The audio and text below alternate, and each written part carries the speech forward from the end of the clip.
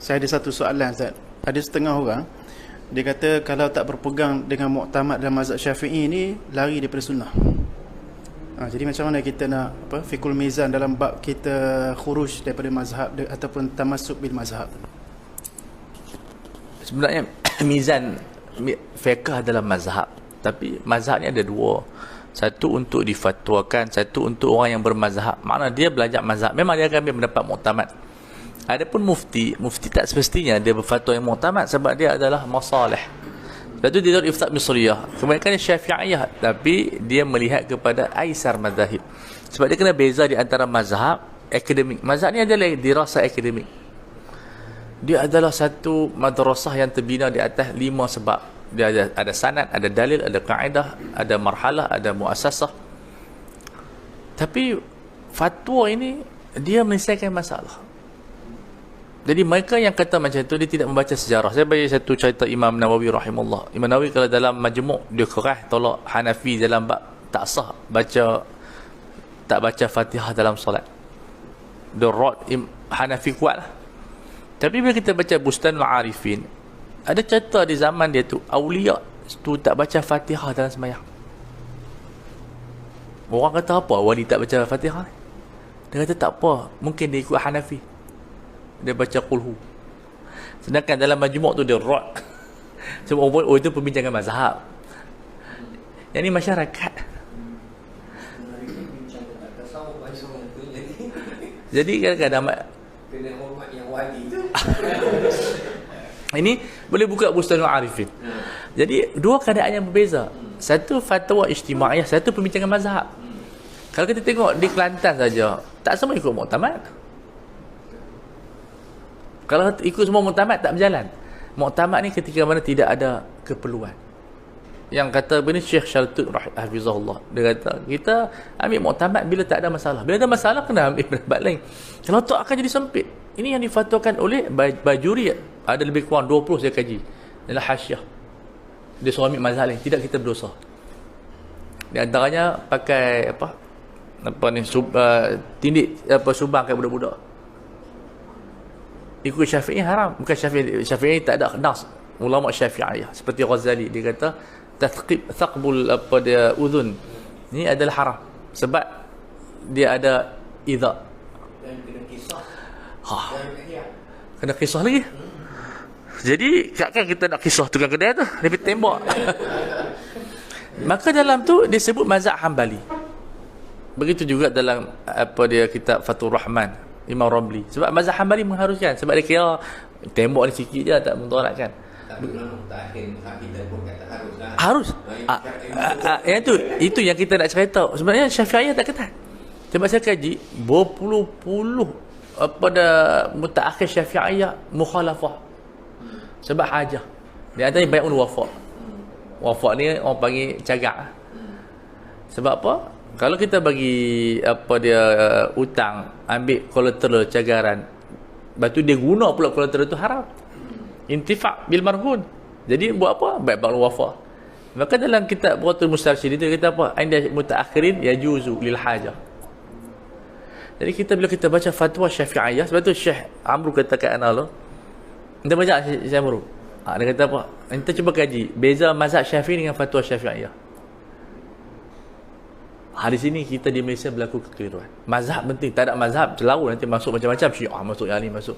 Tetapi untuk fatwa, saya yakin di Malaysia banyak, saya kaji fatwa di Malaysia hampir 10 mungkin lebih, tapi yang kita tengok yang menyanggahi, bukan sekadar menyanggahi muktamad, menyanggahi fatwa mazhab 4. Di antaranya ialah kes MH370. Kalau kita tengok 4 mazhab Syafi'i, dia tunggu umur 63 tahun lah, barulah nak pergi mahkamah cerita bini tu mafqud, hilang, tak boleh kahwin, kemudian tak boleh buat apa, tunggu sampai umur biasa ni 63 tahun. Kalau bini dia umur 30, tunggu 33 tahun ni baru nak pergi mahkamah. Maliki 4 tahun, ada 10 tahun, ada setahun.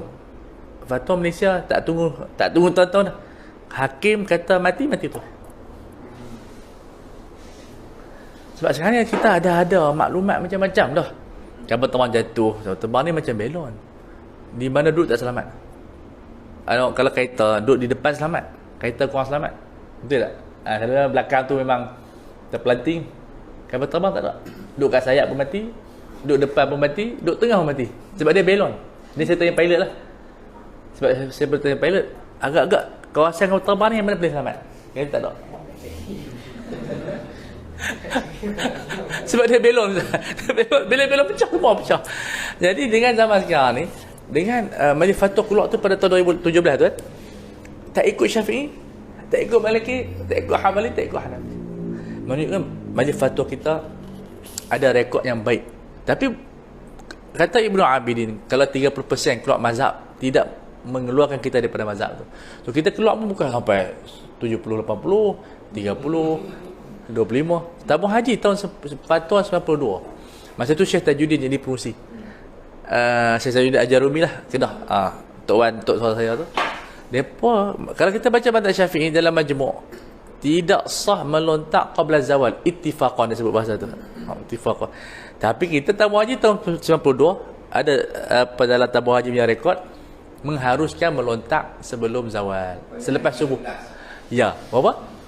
Pada hari Pada apa yang tashrik tu, depa nak pergi melontak lepas subuh boleh pergi dah.